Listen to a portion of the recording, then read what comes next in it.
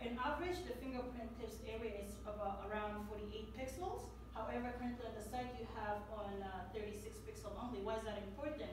Well, according to the Google Analytics research when we were conducting, about 50% of the users that come into your site are actually mobile-based users. So that's why it's important for us to fix this, like tweak these minor problems, so that we will have more people retaining into your website and also have a seamless navigation to it.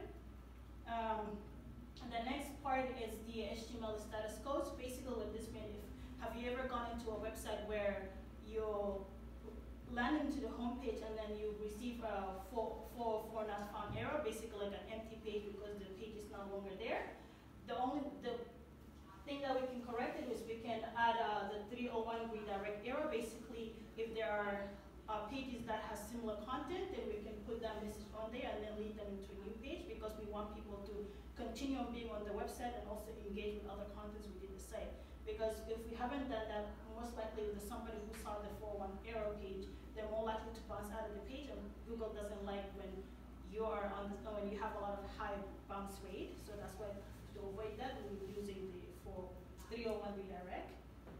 And we also went over looking at how the website as a whole, like the silos structure of it. We found that in some of the pages, there were, for example, for the women fashion tip, we saw that there was men products within the children. We also saw some adults t-shirts within there. So we decided to restructure the whole, how the site would look like for the physical aspect of it. So we categorized all the fashions under one, and the kitchens and what have you, but also with the technical aspect of it, that would be how we would design the structure for each of these tabs. For example, if a person were to land into the fashion, the women fashion, they would go to www.verycanadian.ca/fashion/women fashion to get into this tab. The reason why we're putting the slash is because Google actually reads the hyphens or the slash for better optimization. And we try to avoid using dashes, because dashes is that when you have it on the site, Google just ignores the page as a whole. And these are great for SEO optimization for the technical aspect of it. So now that we have established all the blog posting, and we know where the brand is, and also how we can tweak it, then we have to understand like what are the things that our brand persona will be searching online, so in order for them to actually get into the website. And these are where the keyword research come about. And in the keyword research, we are looking for words or phrases that are high volume but low competition.